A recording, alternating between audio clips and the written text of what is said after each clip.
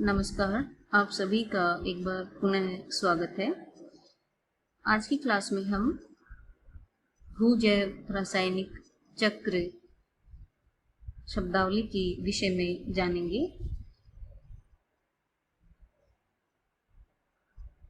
पृथ्वी के वायुमंडल, जलमंडल और लिथोस्फीयर या मृदा मंडल से होकर के जो रासायनिक तत्वों का चक्रण होता है उसे जैव भू रासायनिक चक्र कहते हैं।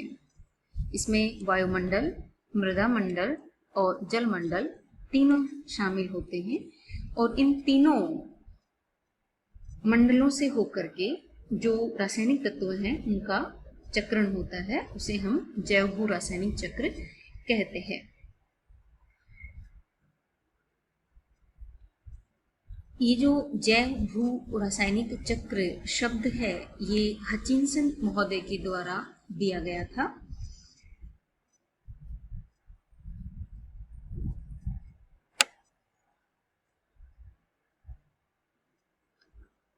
एक परिभाषा के अनुसार जैव भू रसायन चक्र वृहद चक्रीय चक्र होते हैं जिनके द्वारा अजैविक तत्वों का जैविक प्रावस्था से होकर के गमन होता है और अंत में ये तत्व पुनः अजैविक दशा में वापस आ जाते हैं।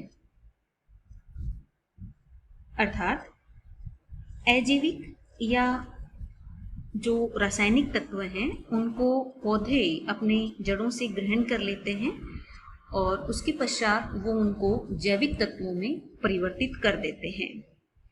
अब ये जो पौधों के अंदर जैविक तत्व मौजूद हैं वो आहार श्रृंखला के माध्यम से हर पोषण स्तर के जीव तक ट्रांसफर होते रहते हैं। अब जो ये विभिन्न पोषण स्तरों पे जो जीव हैं उनकी जब मृत्यु हो जाती है तो ये जैविक तत्व फिर से रासायनिक तत्वों में बदल जाते हैं। हुआ चक्कर कंप्लीट। अजैविक तत्व पौधों के माध्यम से जैविक तत्वों के रूप में बदल गए और जब वो विभिन्न जीवों के माध्यम से होते हुए पुनः उन जीवों की मृत्यु हो जाने पर, चाहे वो प्लांट्स मृत हो रहे हैं या जीव जंतु मृत हो रहे हैं, उनसे मृत हो जाने पर पुनः अजैविक दशा में या रासायनिक तत्वों के रूप में बदल जाते हैं। एक और परिभाषा इसकी हम दे सकते हैं कि अजैविक या जो रासायनिक तत्व होते हैं उनका जैविक प्रावस्था में परिवर्तन और इन जैविक तत्वों का अजैविक रूप में पुनरागमन का जो पूरा साइकिल है उसे हम जैव भू रसायन चक्र कहते हैं। यहाँ पे आप दो शब्द देख रहे हैं, एक है भू जैव रासायनिक चक्र और दूसरा है जैव भू रासायनिक चक्र। तो ये दोनों ही शब्द काम में लिए जाते हैं। हम भूजैव रासायनिक चक्र इसलिए कहते हैं क्योंकि जो सभी आवश्यक रासायनिक तत्व हैं, पोषक तत्व हैं, वो हमें भूमि से ही प्राप्त होते हैं। और जैव भू रासायनिक चक्र इसे हम इसलिए कहते हैं क्योंकि ये जो पूरा चक्रण है ये स्टार्ट होता है पौधों के माध्यम से, पौधों से स्टार्ट होता है। जब पौधे इन अजैविक तत्वों को अपने जड़ों के माध्यम से ग्रहण करते हैं उसके बाद में ये साइकिल स्टार्ट होता है, इसलिए इसे जैव भू रासायनिक चक्र भी कहते हैं। तो इन दोनों शब्दों का अर्थ आपको समझ में आ गया होगा। चलिए इसी चीज को हम आगे और अच्छे से समझते हैं। देखिए, वायुमंडल में कुछ तत्व मौजूद होते हैं वो, दूसरा विभिन्न अवसादों में जो तत्व मौजूद होते हैं वो, मिट्टियों में, मृदा में कंटिन्यू भंडारित होते रहते हैं। जब इन अवसादों का, अवसादी चट्टानों का या मृदा का जब अपक्षय या अपर्दन होता है तब ये रासायनिक तत्व उपलब्ध हो जाते हैं। मिट्टी में पहले ये अवसादी चट्टानों के रूप में मौजूद थे, अब ये मिट्टी में, मृदा में पहुंच गए हैं। अब मिट्टी में इन पदार्थों का संचय लगातार होता रहता है। हमने एक चीज यहाँ पे शेयर की कि वायुमंडलीय तत्व भी मिट्टी में पहुंच जाते हैं। वो कैसे पहुंचते हैं? एक तरीका तो उनका ये है कि वर्षा के माध्यम से, जब बारिश होती है तो वर्षा जल के साथ में वायुमंडलीय जो तत्व हैं वो मिट्टी में पहुंच जाते हैं। अब पौधे क्या करते हैं? इन मिट्टियों में जो संचित रासायनिक पोषक तत्व हैं उनको अपनी जड़ों द्वारा जड़ परासरण की क्रिया के द्वारा ग्रहण कर लेते हैं, जो कि ये घोल के रूप में होता है। ये रासायनिक तत्व है पानी के अंदर घुले हुए रूप में होते हैं, उनको पौधों ने ग्रहण कर लिया। अब पौधे जो प्रकाश संश्लेषण या रसायन संश्लेषण की जो प्रक्रिया है उसके माध्यम से इनको आहार ऊर्जा या रासायनिक ऊर्जा में परिवर्तित कर देते हैं। अब इस ऊर्जा से क्या होता है? पौधों के टिश्यूज का, उत्तकों का निर्माण हो जाता है, पौधों की वृद्धि होती है, ये सब चीजें होती हैं और कुछ मात्रा में इसके अंदर इस ऊर्जा का संचय हो जाता है।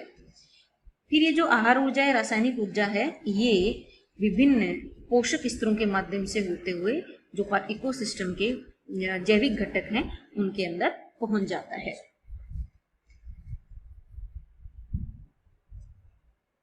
ऊर्जा प्रवाह हमने पढ़ा था, उसी के माध्यम से ये जो रासायनिक तत्व होते हैं इनका भी विभिन्न पोषण स्तर जो होते हैं उनमें भी धीरे धीरे संचरण होता रहता है, विभिन्न पोषण स्तरों पे अलग अलग मात्रा में। फिर जब उन जीवों का ये मृत्यु वगैरह हो जाती है तब ये वापस पुनः अजैविक तत्वों के रूप में बदल जाते हैं। तो ये एक साइकिल चलता है। अजैविक प्रावस्था कौन सी? वायुमंडलीय तथा अवसादी प्रावस्था, जहां वायुमंडल में और अवसादों के अंदर ये रासायनिक जो तत्व हैं वो मौजूद थे। तो अजैविक प्रावस्था से जैविक प्रावस्था और फिर जैविक प्रावस्था से पुनः अजैविक प्रावस्था में जो तत्वों के संचरण की प्रक्रिया होती है उसे हम जैव भू रासायनिक चक्र कहते हैं। इस चक्र में सबसे पहले अवसादी प्रावस्था तथा जो शैल भंडार होते हैं और वायुमंडलीय प्रावस्था से रासायनिक पोषक तत्व विभिन्न माध्यमों और विधियों के माध्यम से मिट्टियों में पहुंच करके संचित हो जाते हैं। फिर पौधों की जड़ों द्वारा ग्रहण कर लिए जाते हैं। फिर ये जो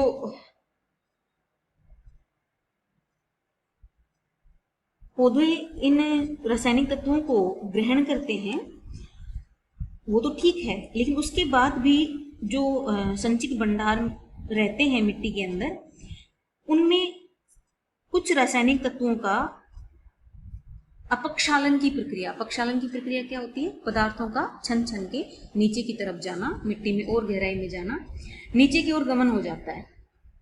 और ये जो अपक्षालित रासायनिक पदार्थ होते हैं ये फिर से अवसादी प्रावस्था में पहुंच जाते हैं, जम जाते हैं अंदर चट्टानों के रूप में। कुछ रासायनिक तत्व ऐसे होते हैं जिनका वर्षा के बहते हुए जल से अपरदन हो जाता है। ये जो अपरदित रासायनिक पदार्थ होते हैं वो नदियों नालों के माध्यम से होकर के सागरों में पहुंच जाते हैं।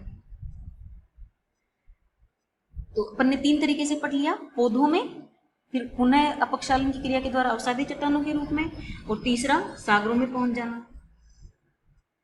तो फर्स्ट का तो अपन देख चुके हैं कि पौधों द्वारा कैसे इनका रासायनिक तत्वों का संचयन किया जाता है जैविक ऊर्जा के रूप में, जैविक तत्वों के रूप में, फिर जैविक तत्व विभिन्न पोषण स्तरों से होते हुए लास्ट में फिर पुनः अजैविक तत्वों के रूप में बदल जाते हैं।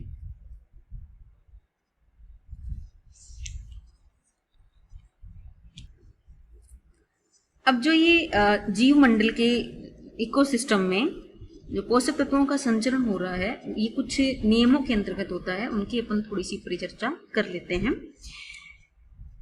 पहला नियम है कि किसी भी इकोसिस्टम में जो पोषक तत्व हैं उनकी कुल मात्रा उस इकोसिस्टम में उन तत्वों के आगमन और उन तत्वों के बहिर्गमन, उन दोनों की दर पर आधारित होती है।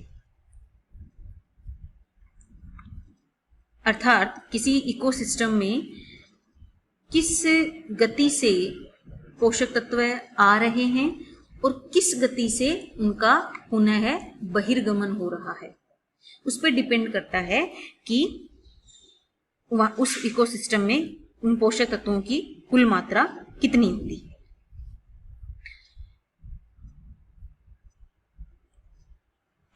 तो ये था पहला नियम।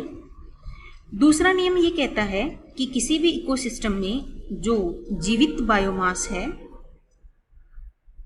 वो, और जो पर्ण समूह है, पत्तियों का ढेर है जिसे हम लिटर बोलते हैं वो, और जो मृदा में पोषक तत्व मौजूद हैं उनकी मात्रा, ये तीनों किस पे डिपेंड करता है कि पोषक तत्वों का स्थानांतरण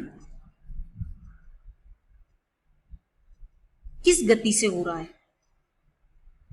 अगर ये जो अपन ने पढ़ा कि अवसाद में वायुमंडल से मृदा से, इससे कंटिन्यू जो पोषक तत्व हैं या रासायनिक तत्व हैं वो पौधों के माध्यम से जैविक प्रावस्था में कंटिन्यू बदलते जाते हैं। तो ये जो मात्रा है कि कितने रासायनिक पदार्थों का जैविक तत्वों के रूप में परिवर्तन हुआ, उस पर डिपेंड करता है कि किसी भी इकोसिस्टम का जो जीवित बायोमास है, लीटर है, वो उसकी मात्रा कितनी होगी। तीसरा नियम ये कहता है जो रासायनिक तत्वों का चक्रण होता है वो दो टाइप से होता है। एक तो होता है सतत चलने वाला, कंटिन्यू चलता रहता है समान रूप से। दूसरा ऐसा होता है जो खंडकालिक होता है। खंडकालिक का मतलब कभी वो चक्र क्रियाशील हो जाता है, कभी स्थगित हो जाता है, बंद हो जाता है, और फिर अचानक से वापस सक्रिय हो जाता है। दूसरे रूप में कुछ चक्र ऐसे होते हैं जो पूर्ण रूप से संपन्न होते हैं, जिन्हें हम दक्ष चक्र या परिपूर्ण चक्र कह सकते हैं। जबकि कुछ चक्र ऐसे होते हैं जिनको अगर अनुकूल दशाएं मिल जाती हैं तो क्रियान्वित हो जाते हैं, एक्टिव हो जाते हैं, और जब ये अनुकूल दशाएं खत्म हो जाती हैं तो वो बंद हो जाते हैं बीच में ही, तो पूर्ण रूप से संपन्न नहीं हो पाते। इन्हें अपूर्ण चक्र कहा जाता है।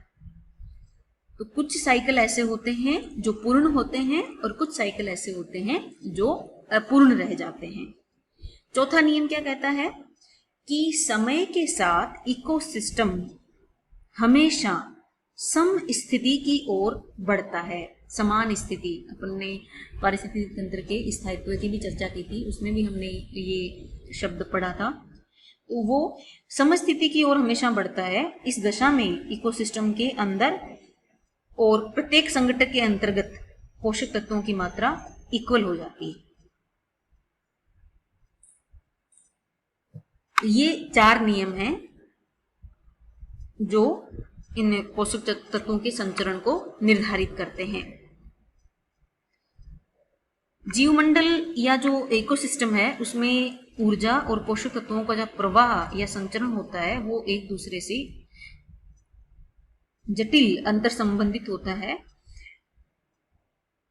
तो इनको अलग अलग से पढ़ना, अलग अलग से अध्ययन करना थोड़ा पॉसिबल कम लगता है, क्योंकि ये सब एक दूसरे से जुड़े हुए होते हैं। एक पोषक तत्व का संचरण दूसरे पोषक तत्व के संचरण से जुड़ा हुआ होता है, लेकिन इनको हम एक साथ नहीं पढ़ सकते।